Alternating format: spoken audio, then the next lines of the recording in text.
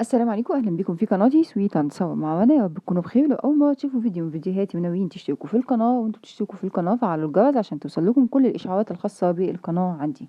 لو استفدتوا من الفيديو ما تنسوش اللايك والشير والكومنت عشان هيفرق معايا في الفيديوهات بتاعتي.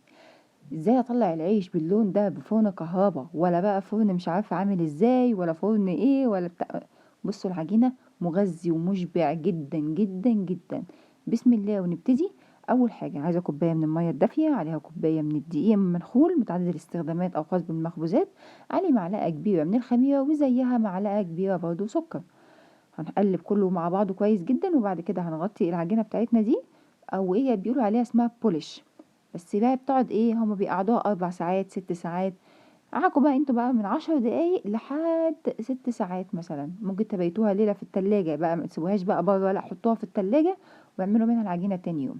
المهم انا اتاكدت ان الخميره بتاعتي شغاله، وسبت الحوار الدقيق والخميره مع بعض، رحت ضايفه عليهم بقى ايه بعد ما خمرت تمام كده. ضفت عليها كمان كوبايه ونص من الدقيق المنخول، وكمان نص كوبايه اسفه كوبايتين من الدقيق المنخول، وكمان نص كوبايه من الرده، ربع معلقه صغيره من الملح، نص معلقه صغيره من البيكنج باودر. وابتديت اعجنهم مع بعض كلهم كويس جدا. طبعا هي ما خدتش معايا كوبايه ميه دافيه بس، لا هي خدت معايا حوالي كوبايتين الا ربع. انا عايزه العجينه تكون ملزقه، تكون طريه وملزقه. يعني بصوا اهي طريه اهي، وكمان بتطلع في ايدي زي ما شفتوا كده من شويه. تمام. ابتدي بقى الم العجينه بتاعتي وهسيبها تخمر. طبعا على حسب الفيديو ما هتشوفوه الجو عندكم هيكون ايه. فالعجينه حركه كمان ان احنا كنا مخمرين الحبه الاولانيين دول بتسرع معانا جدا جدا عمليه التعجين. خدوا بالكم عمليه التخمير اسفه. يعني انا العجينه هنا خمرت معايا في نص ساعه، انا بكلمكم في شتاء. تمام. المهم خمرت معايا، فضيت منها الهواء، ورحت على طول مقسمه الكور بتاعتي على 7. عملت وزن رغيف 100 يعني وزن برتقانيه. وجبت بقى معايا طبق فيه مقدار متساوي من الردة والدقيق مع بعض، ورشيت على الرخامة ورشيت على الكور.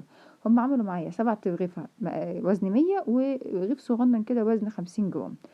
بعد كده سبتها تستريح 5 دقايق، وابتديت افرد العجين بتاعي. بصوا بقى، انا بجيب شويه من الرد على الدقيق احطهم على الرخامه واحطه فوق الوش، وابتدي افرد بالنشابه بتاعتي. تمام، مره بالطول مره بالعرض ومره بالجنبين، واقلب الناحيه التانية برضو. المهم ان سمك العجينه عندي ولا يكون ورقه تبقى ايدي باينه منه، ولا يكون تقيل احس ان انا شايله حاجه. لا، انا عايزه سمك اللي هو احس ان انا ايه، حاجه خفيفه بس مش تقيله. حلو الكلام كده. طيب بعد كده هحط دي شويه دي برضو على رد، احطهم على الرخامه وهسيبه يستريح شويه. بس قبل ما اسيبه يستريح شويه هقلب معلقه من السكر على ربع كوبايه من الميه، يعني حوالي معلقه صغيره من السكر على ربع كوبايه من الميه، بقلبهم مع بعض. وبايدينا كده نمسح كده على الرغيف بتاعنا، او حتى بالفرشه بتاعه اللي احنا بندهن بيها الصاج بتاعنا لو عايزين نحط زيت ولا حاجه. تمام. الحركة اللي أنا باعملها دي بدل المطرحة، يعني ممكن تعملوها كده هو يمين وشمال كده حوالي بتاع 7 8 مرات. بتدخل هوا جوه الرغيف. كمان بتكبر الحجم أكتر. حلو الكلام. بس الحركة دي برضو مهمة. هسيبها بقى تخمر حوالي تلت ساعة، وعلى أعلى درجة حرارة شغالة فوق وتحت. أول ما هيقب معانا أنا هحط الصاج بتاعي على أقرب رف للنار. أول ما هلاقيه قب معانا وتمام كده أروح رافعاه ومقرباه للشواية خالص عشان يطلع معاكم. شايفين أهو شبه بره ولا مش شبه بره؟ اعملوا العجينة دي مشبعة جدا جدا جدا لانها معجونة برده. هيطلع معاكم مظبوط جدا. اشوفكم في فيديو تاني. السلام عليكم.